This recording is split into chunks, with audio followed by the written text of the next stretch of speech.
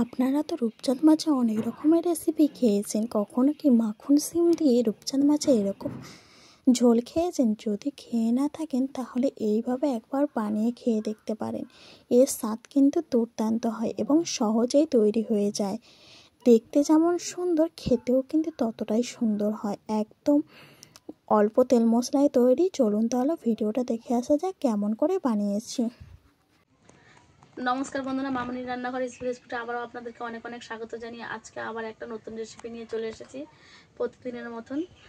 আজকে আমি রূপচাঁদ মাছ দিয়ে আর মাখন সিম আলু দিয়ে একটা রেসিপি বানিয়ে দেখাবো। পুরো ভিডিওটা আমার সঙ্গে থাকবেন, আশা করছি আপনাদের খুবই ভালো লাগবে।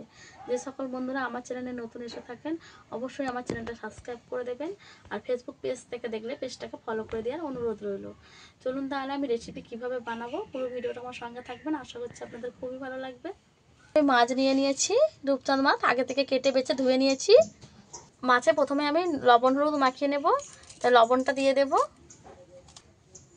হলুদ গুঁড়ো দিয়ে দেব। হাত দিয়ে মাছে লবণ হলুদটা ভালো করে মাছের গায়ে মাখিয়ে নিতে হবে, যাতে করে প্রত্যেকটা মাছে নুন হলুদ ভালো করে মাখানো হয়।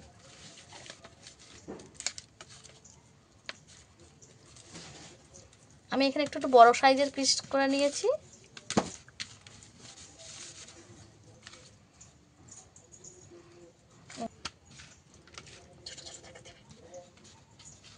ভালো করে মাখিয়ে নিয়েছি, কিছুক্ষণ রেখে দেবো। তো আলু বড় সাইজের কেটে নিয়েছি এরকম লম্বা লম্বা করে। আর এই যে মাখন সিম, কেউ আর বনর সিমও বলে। আমি উনুনটাকে ধরিয়ে নিয়েছি, কড়াটা গরম হয়ে গেছে, তেল দিয়ে দেব। তেল গরম হয়ে গেছে, এক একটা মাছ দিয়ে দেব।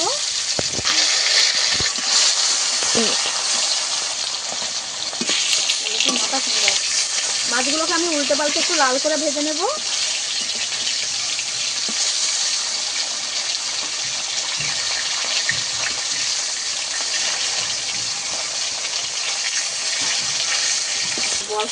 উল্টে দেবো মাছগুলোকে।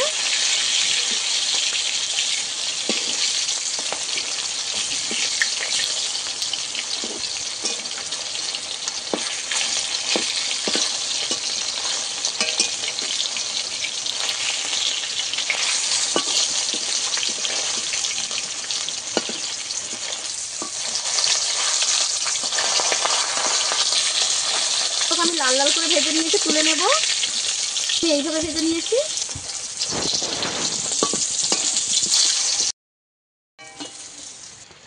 একইভাবে এই মাছগুলোকেও ভেজে নেব।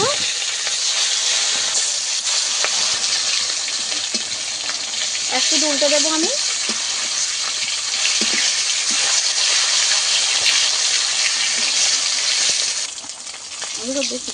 এই মাছগুলোও ভাজা হয়ে গেছে, তুলে নেব। আমি ভেজে নিয়েছি, শিমগুলোকে ভেজে নেবো একটু।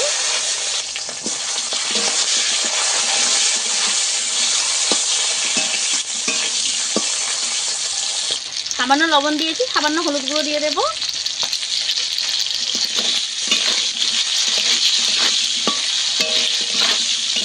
আমি ভালো করে একটু ভেজে নেব লাল করে। ঠিক এইভাবে ভেজে নিয়েছি, তুলে নেব। মাছের সাইডে আমি তুলে নেব।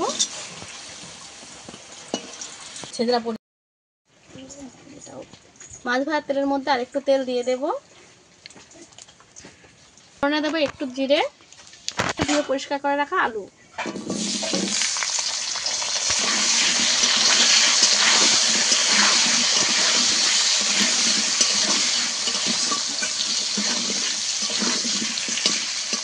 হাত মতো লবণ দিয়ে দেব, দিয়ে আলুটাকে আমি কিছুক্ষণ ভেজে নেব।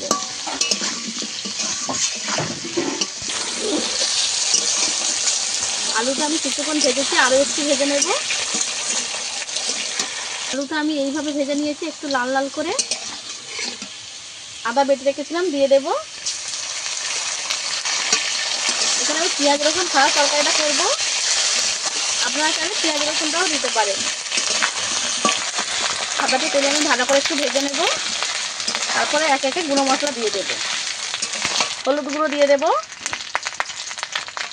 লঙ্কার গুঁড়ো দিয়ে দেব, ধনে গুঁড়ো দিয়ে দেব, সামান্য জল দেব। মশলা ভালো করে একটু কষাবো।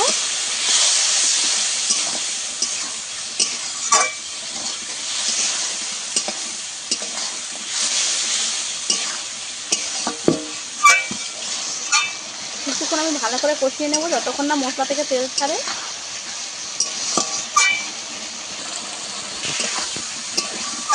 মশলা আমার ভালো করে কষানো হয়ে গেছে, আলুও প্রায় সেদ্ধ হয়ে গেছে। কষাতে কষাতে এবার অল্প একটু জল দেবো।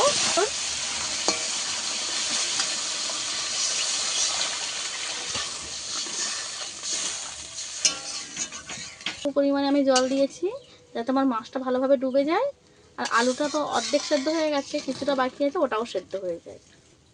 ঝোলটাকে ভালো করে ফুটিয়ে নেব। ঝোলটা আমার ভালো মতো ফুটে গেছে, আর আলু তো প্রায় সেদ্ধও হয়ে গেছে। যেটা মাছটা শিমটা আমি একসঙ্গে দিয়ে দেব।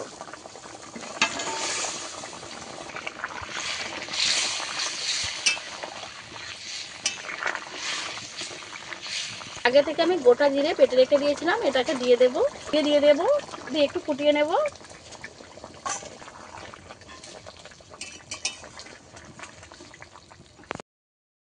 আমার ঝোল রেডি হয়ে গেছে, নামিয়ে নেব।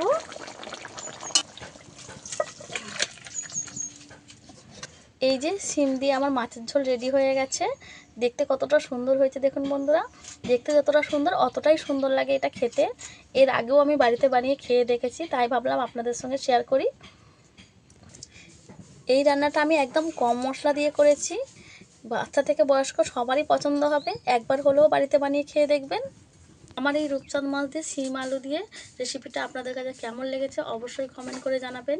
ভালো লাগলে লাইক শেয়ার সাবস্ক্রাইব করে আমার পাশে থাকবেন। আজকে ভিডিও এই পর্যন্তই। দেখা হচ্ছে নতুন কোনো ভিডিও নিয়ে। ততক্ষণে ভালো থাকবেন, সুস্থ থাকবেন।